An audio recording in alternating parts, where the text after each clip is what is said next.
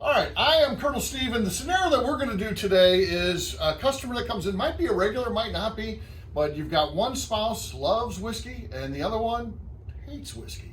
So what do you do with that? So Darren, you get to be on the other side. You're not a whiskey fan, and Yep. I'm going to try to help you out here. So here we go. Man, I just wish you guys would carry something that wasn't whiskey.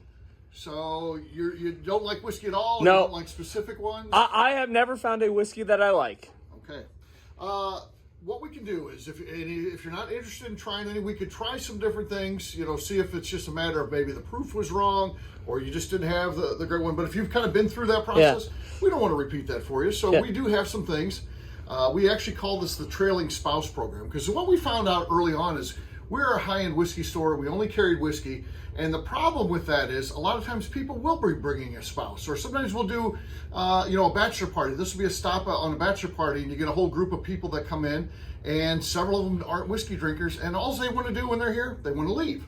So we decided we were going to start carrying a couple things, calling it the trailing spouse program. The idea is to have some things for people to taste that don't like whiskey that might help keep them entertained and liking this place. And actually we found that it works out pretty well, and we sell some bottles and stuff like that with that. So a couple things that would be of interest. This one's always here. This is called Two Old Sloths, and it is a peanut butter cream. This one was actually started by Jim Fosnot, my business partner at the time, and I.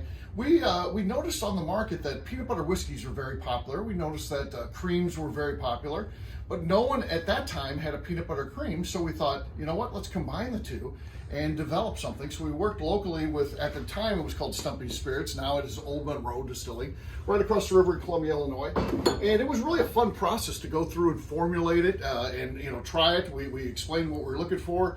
Had to meet with a person that creates flavors and things like that. Kind of like you see when you go to Moonshine University, Flavor Man, but it wasn't that company, but it's a different one here local that does it. And we went through and tasted some different things. Then we had to formulate the full thing, and then we came up with one that we really liked, and we said, let's roll with it. So we ended up carrying that exclusively. It retails for $24 for $7.50, which is pretty cool.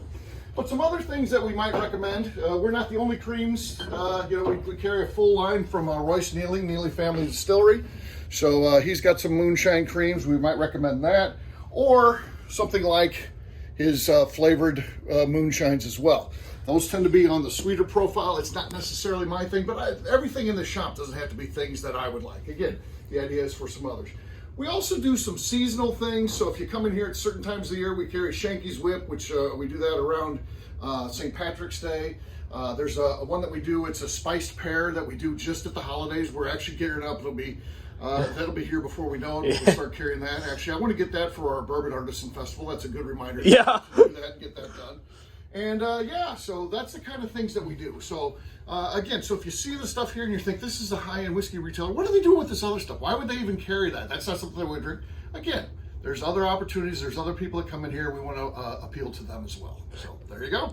And we do a pretty good job of trying to look through and find other interesting stuff, right? Yes. We haven't found a new thing in a while. Well, I guess we got the Yellowstone cocktails in, which would follow in that. Right. But we always try and find other new things, right? Yes. So I think that's a key part of what we do. And Darren really takes the lead on that. But we're always looking. So if you've got something interesting, if you're watching this and you're like, well, here's a distilled spirit that somebody might like, or maybe my spouse likes. I wonder if the guys know about this. Get it to me and do that. Darren, if you don't mind, hand me that phone real quick, because I'd like to show. This is what I had to start the whole time as we're recording this. Darren has a price tag in his hair, stuck in his hair. Yeah. And the whole time I'm recording this, that's $60. That's all it takes to buy me.